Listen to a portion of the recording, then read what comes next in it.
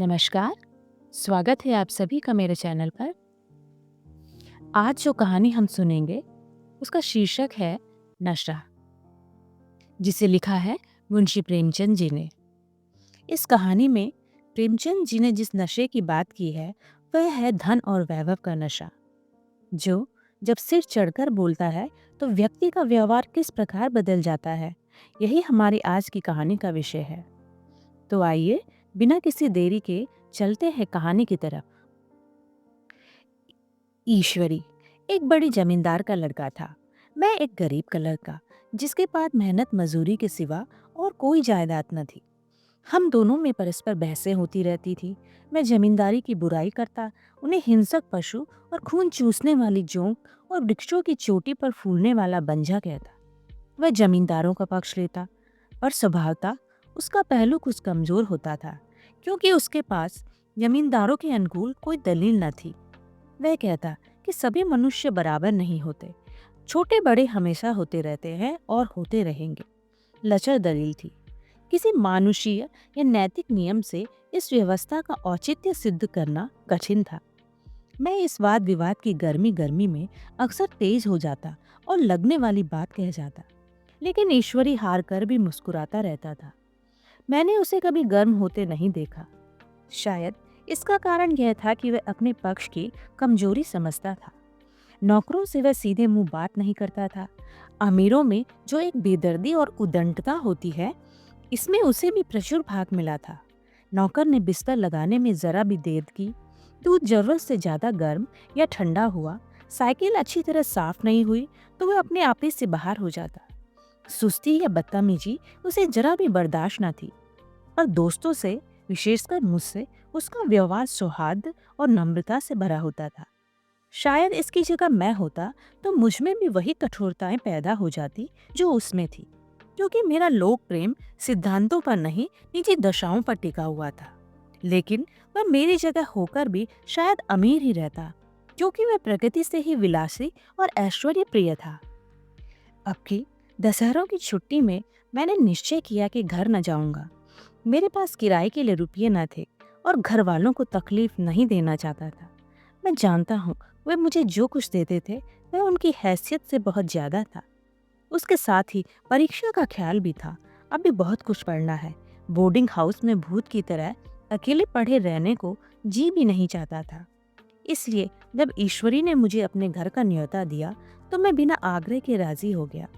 ईश्वरी के साथ परीक्षा की तैयारी खूब हो जाएगी। वह अमीर होकर भी मेहनती और ज़हीन है। उसने इसके साथ ही कहा, लेकिन भाई एक बात का ख्याल रखना, वहाँ अगर जमींदारों की निंदा की तो मुआमला बिगड़ जाएगा और मेरे घर वालों को बुरा लगेगा। वे लोग तो आसामियों पर इसी दावे से शासन करते हैं कि ईश्वर ने आसामियों को उनकी सेवा के लिए पैदा किया है। आसामी भी यही समझता है। अगर उसे सुझा दिया जाए कि जमींदार और आसामी में कोई मौलिक भेद नहीं तो जमींदारी का कहीं पता न लगे। मैंने कहा, तो क्या तुम समझते हो मैं वहां जाकर कुछ और ही हो जाऊंगा? हाँ, मैं यही समझता हूँ। तुम गलत समझते हो। ईश्वरी ने इसका कोई जवाब न दिया। कदाचित उसने इस मामले को मेरे विवेक पर छोड़ दिया, और बहुत अच्छा किया। अगर वह अपनी बात पर अड़ता तो मैं भी जिद पकड़ लेता। सेकंड क्लास तो क्या, मैंने कभी इंटर क्लास में भी सफ़र न किया था। अब की सेकंड क्लास में सफ़र का सौभाग्य प्राप्त हो। गाड़ी तो 9 बजे रात को आती थी, पर यात्रा के हर्ष में हम शाम को स्टेशन जा पहुंचे। कुछ देर इधर उधर सैर करने के बाद रिफ्रेशमेंट रूम में जाकर हम लोगों ने भोजन किया। मेरी वेशभूषा और रंग ढंग से पारखी खानसामाओं को यह पहचानने में देर न लगी कि मालिक कौन है और पिछलग्गू कौन। लेकिन न जाने क्यों मुझे उनकी गुस्ताखी बुरी लग रही थी। पैसे ईश्वरी की जेब से गए। शायद मेरे पिता को जो वेतन मिलता है उससे ज़्यादा इन खानसामों को इनाम इकराम में मिल जाता हो। एक अठन्नी तो चलते समय ईश्वरी ही ने दी। फिर भी मैं उन सबों से उसी तत्परता और विनय की अपेक्षा करता था जिससे वे ईश्वरी की सेवा कर रहे थे। ईश्वरी के हुक्म पर सब के सब दौड़ते हैं, लेकिन मैं कोई चीज़ मांगता हूँ तो उतना उत्साह नहीं दिखाते।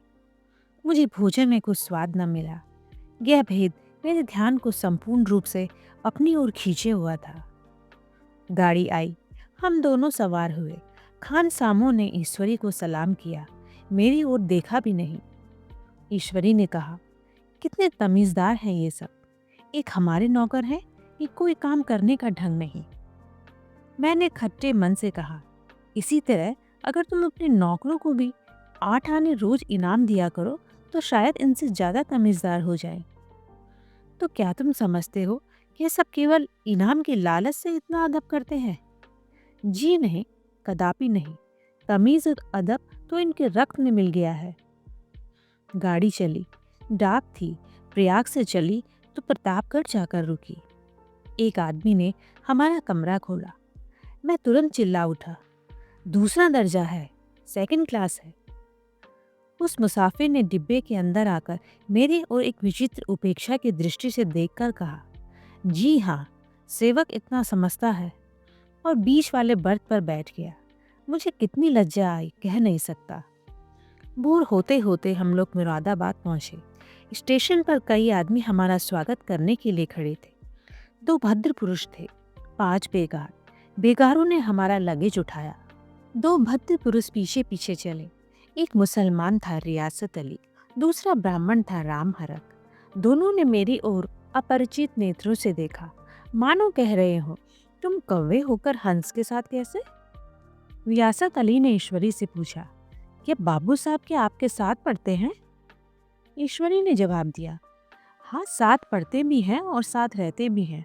यूँ कहिए कि आप ही की बदौलत मैं इलाहाबाद पड़ा हुआ हूँ, नहीं कब का लखनऊ चला आया होता।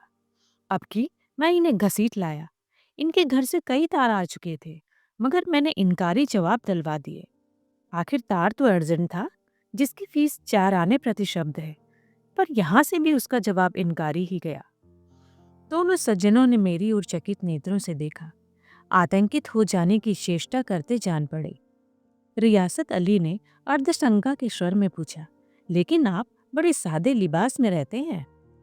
ईश्वरी ने शंका निवारण की, महात्मा गांधी के भक्त हैं साहब, खद्दर के सिवा कुछ पहनते ही नहीं। पुराने सारे कपड़े जला डाले, यूं कहो कि राजा हैं। 2.5 लाख सालाना की रियासत है, पर आपकी सूरत देखो तो मालूम होता है अभी अनाथालय से पकड़ कर आए हैं। राम हरत बोले, अमीरों का ऐसा स्वभाव बहुत कम देखने में आता है, कोई भाप ही नहीं सकता।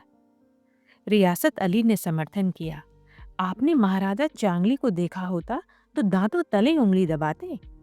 एक गाड़ी की मिर्जई और चमरौदे जूते पहने बाजारों में घूमा करते थे। सुनते हैं एक बार बेगार में पकड़े गए थे और उन्हीं ने 10 लाख से कॉलेज खोल दिया। मैं मन में कटा जा रहा था, पर न जाने क्या बात थी कि यह सफ़ेद झूठ उस वक्त मुझे हास्यास्पद न जान पड़ा। उसके प्रत्येक वाक्य के साथ मानो मैं उस कल्पित वैभव के समीपतर आता जाता था। मैं शय सवार नहीं हूँ, हाँ, लड़कपन में कई बार लट्टू घोड़ों पर सवार हुआ हूँ। यहाँ देखा तो 2 कला रास घोड़े हमारे लिए तैयार खड़े थे। मेरी तो जान ही निकल गई। सवार तो हुआ, पर बोटियां कांप रही थी। मैंने चेहरे पर शिकन न पड़ने दिया, घोड़े को ईश्वरी के पीछे डाल दिया। खैरियत यह हुई कि ईश्वरी ने घोड़े को तेज न किया, वरना शायद मैं हाथ पैर तुड़वा कर लौटता। संभव है ईश्वरी ने समझ लिया हो कि यह कितने पानी में है। ईश्वरी का घर क्या था, किला था। इमाम बाड़े का सा फाटक, द्वार पर पहरेदार टहलता हुआ, नौकरों का कोई हिसाब नहीं, एक हाथी बंधा हुआ। ईश्वरी ने अपने पिता, चाचा, ताऊ आदि सबसे मेरा परिचय कराया, पर उसी अतिशयोक्ति के साथ। ऐसी हवा बांधी कि कुछ न पूछिए। नौकर चाकर ही नहीं, घर के लोग भी मेरा सम्मान करने लगे। देहात के जमींदार, लाखों का मुनाफा, मगर पुलिस कांस्टेबल को अफसर समझने वाले कई महाशय तो मुझे हुजूर हुजूर कहने लगे। जब जरा एकांत हुआ तो मैंने ईश्वरी से कहा, तुम बड़े शैतान हो यार, मेरी मिट्टी क्यों पलीद कर रहे हो? ईश्वरी ने दृढ़ मुस्कान के साथ कहा, इन गधों के सामने यही चाल जरूरी थी, वरना सीधे मुंह बोलते भी नहीं। जरा देर के बाद नाई हमारे पांव दबाने आया। कुंवर लोग स्टेशन से आए हैं, थक गए होंगे। ईश्वरी ने मेरे ओर इशारा करके कहा, पहले कुंवर साहब के पांव दबा। मैं चारपाई पर लेटा हुआ था। मेरे जीवन में ऐसा शायद ही कभी हुआ हो कि किसी ने मेरे पाँव दबाए हों। मैं इसे अमीरों की चोचले, रईसों का गधापन और बड़े आदमियों की मुठमर्दी और जाने क्या क्या कहकर ईश्वरी का परिहास किया करता, और आज मैं पोतोड़ों का रईस बनने का स्वांग भर रहा था। इतने में 10 बज गए। पुरानी सभ्यता के लोग थे। नई रोशनी अभी केवल पहाड़ की चोटी तक पहुंच पाई थी। अंदर से भोजन का बुलावा आया। हम स्नान करने चले। मैं हमेशा अपनी धोती खुद छांट लिया करता हूँ, मगर यहाँ मैंने ईश्वरी की ही भांति अपनी धोती भी छोड़ दी। अपने हाथों अपनी धोती छांटते शर्म आ रही थी। अंदर भोजन करने चले। हॉस्टल में जूते पहने मेज पर जा डटते थे। यहाँ पाँव धोना आवश्यक था। कहार पानी लिए खड़ा था। ईश्वरी ने पाँव बढ़ा दिए। कहार ने उसके पाँव धोए। मैंने भी पाँव बढ़ा दिए। कहार ने मेरे पाँव भी धोए। मेरा वह विचार ना जाने कहाँ चला गया था। सोचा था वहां देहात में एकाग्र होकर खूब पढ़ेंगे, पर यहाँ सारा दिन सैर सपाटे में कट जाता था। कहीं नदी में बजरे पर सैर कर रहे हैं, कहीं मछलियों या चिड़ियों का शिकार खेल रहे हैं, कहीं पहलवानों की कुश्ती देख रहे हैं, कहीं शतरंज पर जमे हैं। ईश्वरी खूब अंडे मंगवाता और कमरे में स्टोव पर आमलेट बनते। नौकरों का एक जत्था हमेशा घेरे रहता। अपने हाथ पांव हिलाने की कोई ज़रूरत नहीं, केवल जबान हिला देना काफ़ी है। नहाने बैठो तो आदमी नहलाने को हाजिर, लेटो तो आदमी पंखा झलने को खड़े। मैं महात्मा गांधी का कुंवर चेला मशहूर था। भीतर से बाहर तक मेरी धाक थी। नाश्ते में जरा भी देर न होने पाए, कहीं कुंवर साहब नाराज ना हो जाए। बिछावन ठीक समय पर लग जाए। कुंवर साहब के सोने का समय आ गया। मैं ईश्वरी से भी ज्यादा नाजुक दिमाग बन गया था, या बनने पर मजबूर किया गया था। ईश्वरी अपने हाथों से बिस्तर बिछा दे, लेकिन कुंवर मेहमान अपने हाथों से कैसे अपना बिछावन बिछा सकते हैं? उनकी महानता में बट्टा लग जाएगा। एक दिन सचमुच यही बात हो गई। ईश्वरी घर में था। शायद अपनी माता से कुछ बातचीत करने में देर हो गई। यहाँ 10 बज गए थे। मेरी आंखें नींद से झपक रही थी, मगर बिस्तर कैसे लगाऊं? कुंवर जो ठहरा। कोई 11:30 बजे महरा आया। बड़ा मुंह लगा नौकर था। घर के धंधों में मेरा बिस्तर लगाने की उसे सुधि ही ना रही। अब जो याद आई तो भागा हुआ आया। मैंने ऐसी डांट बताई कि उसने भी याद किया होगा। ईश्वरी मेरी डांट सुनकर बाहर निकल आया और बोला, तुमने बहुत अच्छा किया। ये सब हरामखोर इसी व्यवहार के योग्य हैं। इसी तरह ईश्वरी एक दिन एक जगह दावत में गया हुआ था। शाम हो गई, मगर लैंप मेज पर रखा हुआ था। दिया सलाई भी थी, लेकिन ईश्वरी खुद कभी लैंप नहीं जलाता था। फिर कुंवर साहब कैसे जलाएं? मैं झुंझला रहा था। समाचार पत्र आया रखा हुआ था, जी उधर लगा हुआ था, पर लैंप नदारद। दैव योग से उसी वक्त मुंशी रियासत अलिया निकले। मैं उन्हीं पर उबल पड़ा। ऐसी फटकार बताई कि बेचारा उल्लू हो गया। तुम लोगों को इतनी फिक्र भी नहीं कि लैंप तो जलवा दो? मालूम नहीं ऐसे कामचोर आदमियों का यहाँ कैसे गुजर होता है। मेरे यहाँ घंटे भर निर्वाणा हो। रियासत अली ने कांपते हुए हाथों से लैंप जला दिया। वहाँ एक ठाकुर अक्सर आया करते थे। कुछ मनचला आदमी था, महात्मा गांधी का परम भक्त। मुझे महात्मा जी का चेला समझकर मेरा बड़ा लिहाज करता था, पर मुझसे कुछ पूछते संकोच करता था। एक दिन मुझे अकेला देखकर आया और हाथ बांधकर बोला, सरकार तो गांधी बाबा के चेले हैं ना? लोग कहते हैं कि यहाँ सुराज हो जाएगा तो जमींदार ना रहेंगे। मैंने शान जमाई। जमींदारों के रहने की जरूरत ही क्या है? ये लोग गरीबों का खून चूसने के सिवा और क्या करते हैं? ठाकुर ने फिर पूछा, तो क्या सरकार सभी जमींदारों की जमीन छीन ले जाएगी? मैंने कहा, बहुत से लोग तो खुशी से दे देंगे। जो लोग खुशी से ना देंगे उनकी जमीन छीननी ही पड़ेगी। हम लोग तो तैयार बैठे हैं। जो ही स्वराज्य हुआ अपने इलाके आसामियों के नाम हिब्बा कर देंगे। मैं कुर्सी पर पांव लटकाए बैठा था। ठाकुर मेरे पांव दबाने लगा। फिर बोला, आजकल जमींदार लोग बड़ा जुलूम करते हैं सरकार। हमें भी हुजूर अपने इलाके में थोड़ी सी जमीन दे दे तो चलकर वहीं आपकी सेवा में रहे। मैंने कहा, अभी तो मेरा कोई अख्तियार नहीं भाई, लेकिन जो ही अख्तियार मिला मैं सबसे पहले तुम्हें बुलाऊंगा। तुम्हें मोटर ड्राइवरी सिखाकर अपना ड्राइवर बना लूंगा। सुना, उस दिन ठाकुर ने खूब भंग पी और अपनी स्त्री को खूब पीटा और गांव के महाजन से लड़ने को तैयार हो गया। छुट्टी इस तरह तमाम हुई कि हम फिर प्रयाग चले। गांव के बहुत से लोग हम लोगों को पहुंचाने आए। ठाकुर तो हमारे साथ स्टेशन तक आया। मैंने भी अपना पार्ट खूब सफाई से खेला और अपनी कुबेरोचित विनय और देवत्व की मुहर हर एक हृदय पर लगा ली। जी तो चाहता था हर एक नौकर को अच्छा इनाम दूं, लेकिन वह सामर्थ्य कहाँ थी। वापसी टिकट था ही, केवल गाड़ी में बैठना था, और गाड़ी आई तो ठसाठस भरी हुई। दुर्गा पूजा की छुट्टियां भोगकर सभी लोग लौट रहे थे। सेकंड क्लास में तिल रखने की जगह नहीं। इंटर क्लास की हालत उससे भी बदतर। आखिरी गाड़ी थी, किसी तरह रुक न सकते थे। बड़ी मुश्किल से तीसरे दर्जे में जगह मिली। हमारे ऐश्वर्य ने वहां अपना रंग जमा लिया, मगर मुझे उसमें बैठना बहुत बुरा लग रहा था। आए थे आराम से लेटे लेटे, जा रहे थे सिकुड़े हुए। पहलू बदलने की भी जगह न थी। कई आदमी पढ़े लिखे भी थे। वे आपस में अंग्रेजी राज्य की तारीफ करते जा रहे थे। एक महाशय बोले, ऐसे अन्याय तो किसी राज्य में नहीं देखा। छोटे बड़े सब बराबर। राजा भी किसी पर अन्याय करे तो अदालत उसकी गर्दन दबा देती है। दूसरे सज्जन ने समर्थन किया, अरे साहब, आप खुद बादशाह पर दावा कर सकते हैं, अदालत में बादशाह पर डिग्री हो जाती है।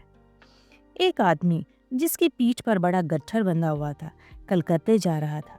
कहीं गठरी रखने की जगह न मिली थी, पीठ पर बांधे हुए था। इससे बेचैन होकर बार बार द्वार पर खड़ा हो जाता था। मैं द्वार के पास ही बैठा हुआ था।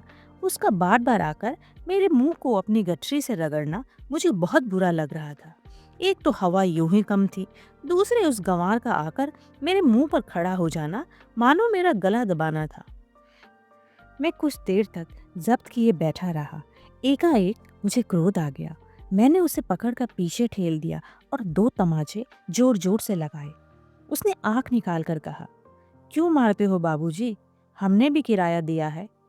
मैंने उठकर 2-3 तमाचे और जड़ दिए। गाड़ी में तूफान आ गया। चारों ओर से मुझ पर बौछार पड़ने लगी। अगर इतने नाजुक मिजाज हो तो अव्वल दर्जे में क्यों नहीं बैठे? कोई बड़ा आदमी होगा तो अपने घर का होगा। मुझे इस तरह मारते तो दिखा देता। क्या कसूर किया था बेचारे ने? गाड़ी में सांस लेने की जगह नहीं, खिड़की पर जरा सांस लेने खड़ा हो गया तो उस पर भी इतना क्रोध। अमीर होकर क्या आदमी अपनी इंसानियत बिल्कुल खो देता है? यह भी अंग्रेजी राज है जिसका आप बखान कर रहे थे। एक ग्रामीण बोला, दफ्तरन में घुसन तो पावत नहीं, उस पर इतना मिजाज। ईश्वरी ने अंग्रेजी में कहा, what an idiot you are बीर। और मेरा नशा अब कुछ कुछ उतरता हुआ मालूम होता था।